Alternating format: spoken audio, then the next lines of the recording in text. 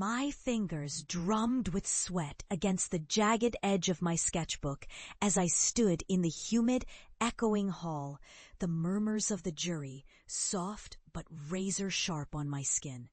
The Mumbai air outside seethed and pressed against old glass, but inside it was colder, severed from the world by nerves and a silent expectation.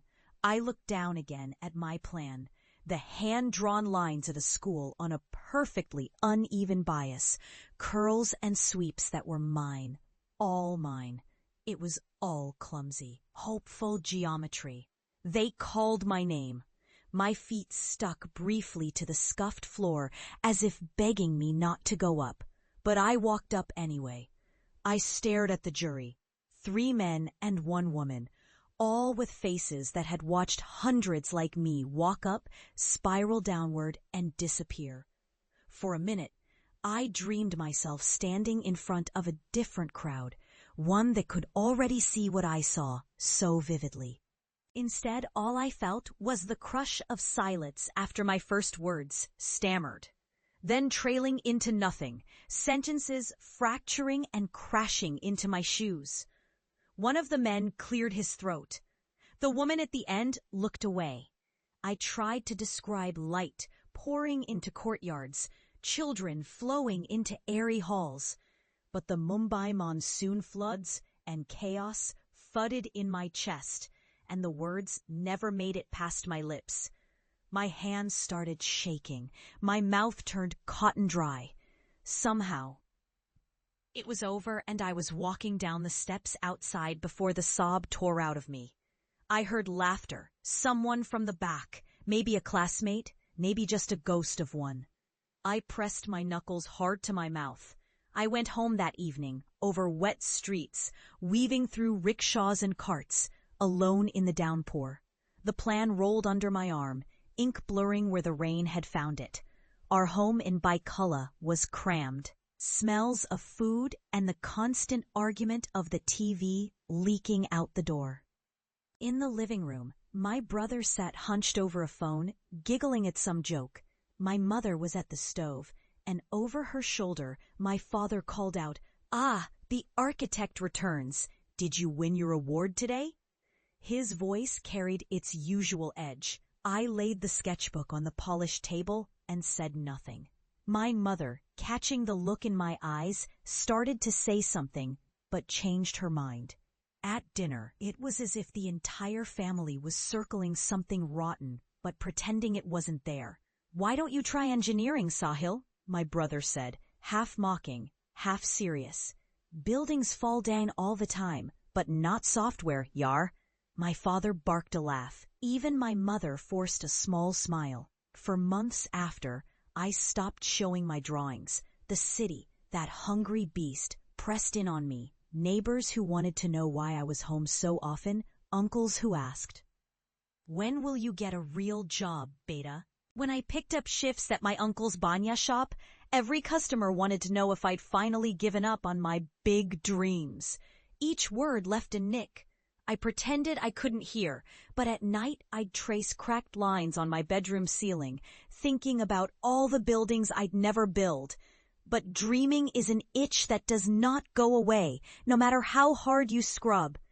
One June morning, soaked in sweat and exhaustion, I found myself on the rooftop with the city spread before me in all its chaos, crowded alleyways, tangled electric wires, the train lines that sliced the city in two.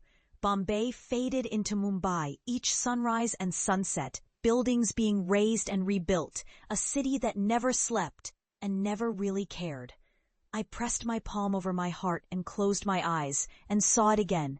A school, peaceful, shaded from the screaming sun, children laughing. Stone and glass, held together not just by mortar, but by purpose and light. I knew I had to get out. If I stayed, I would shrivel under their looks and jokes, under the slow rot of their certainty that I would never make it. But getting out was not so easy. I had hardly any money left after college, and my so-called contacts were evaporating faster than the first puddles after a rainstorm. My mother pressed a few thousand rupees into my palm one evening, her fingers trembling. "Just be careful," she whispered. "Don't trust anyone blindly." I left for Pune. Mumbai was like a parent that refused to let go of its children. But I left anyway, because the freedom I needed was not its to grant. Pune was both alien and familiar, slower, more languid, edges softened by trees and broad streets. The city had its own rhythms, its own hope. It was here that I found a job as a draftsman in a tiny architecture office, a one-room operation above a tailoring shop. The pay was laughable, the ceiling leaked, and our coffee was always lukewarm. But I had a desk, a battered laptop, space to draw and think. The real world was cruel in ways they never taught us. Budget cuts, building codes that changed to suit whoever was greasing the right palms. Clients who wanted the impossible on half the money. But I learned to sketch quickly, to compromise with a smile, to survive on 4 hours of sleep. And all the while, after midnight. But Mrs. Sen defended me. That project, a modest, sun-dappled kindergarten, was built on the edge of Pune. And I visited as often as I could, just to listen to the echo of children's footsteps. I started getting more responsibility. The city opened up, a competition here, a commission there.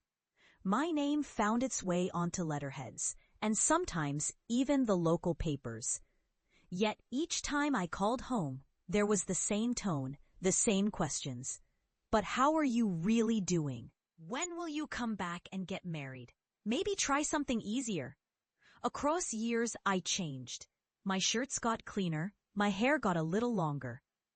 An NGO wanted to build a school in Govandi right in the heart of the city's refuse, where the shanties rise in waves against the landfill, and every monsoon brings a flood of loss. They wanted someone different.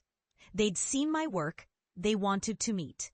Suddenly, every old corridor in my skull opened up, and I was 20 again, notebook in hand, staring down a hostile jury and my own tongue. But this time, I didn't stammer. I showed them models, sketches. Photos of the Pune kindergarten.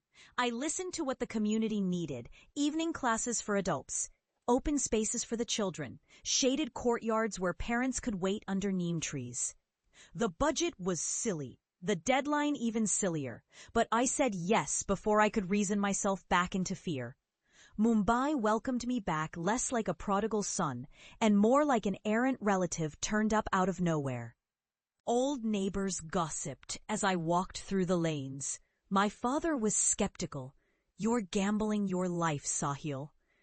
My mother was caught between pride and worry. Building in Mumbai is a kind of war. You wage battle against the monsoon, the indifference of babus behind dusty desks, the jeering taunts of local gundas who want their cut. Half the time, my team and I worked in ankle-deep water, keeping the blueprints safe from the rain that came through shattered windows. The kids milled around, peeping between bamboo scaffolding, grinning, giggling when our cement mixer choked and spluttered ruin. One evening, with the monsoon raging against tarpaulins above us, my father turned up unexpectedly. He walked through the half-built corridors, looking at the muddy courtyard, the cheap bricks, the hope stitched into every unfinished wall. He didn't say much, just looked at me in the blue dark light of the site, the muscles in his face working. "I thought you'd do something more." His voice trailed off. I waited for him to finish. "More stable," he said at last, shaking his head. The rain hammered down as I walked him out to his auto. I wanted to tell him about the children who'd come, about why this was more than mere walls. But all I managed was a "Good night, Baba," and shut the door on his silence. Yet things came together. Every day was a negotiation.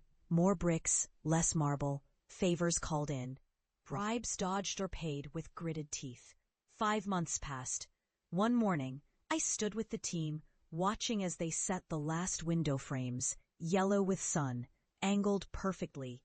The courtyard was ringed with saplings, soft soil between flagstones. The NGO folks walked through silent with awe, and then the principal showed up, with children hugging her sari. They darted into the classrooms, shrieking with delight, over the alcoves and sunbeams. In that moment, I realized it was done. It was real. The opening was scheduled for the first clear Saturday of October. They sent out invitations across the neighborhood and beyond to donors, officials, and local politicians. Reluctantly, I sent invites to my family and, at my father's insistence, to our neighbors and the society chairman, who pitied my strange career path. The day dawned clear and hard, the sky washed blue by a week's worth of rain.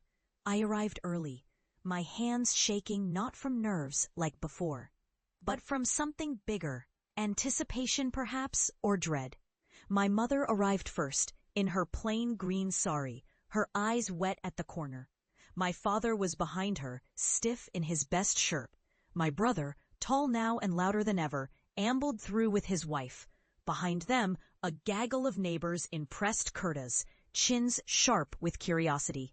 I watched as the children flooded in, their uniforms like bursts of color against the cement. My supervisor, Amol, nudged me. "Ready, sir?" I nodded. The speeches were mercifully brief. The local corporator mumbled something about hope for the future. Then it was my turn. This time my voice did not tremble. I told the assembled crowd about what I'd learned from the city, the need for light, the breathing room in a life that gives you almost none. I spoke of the children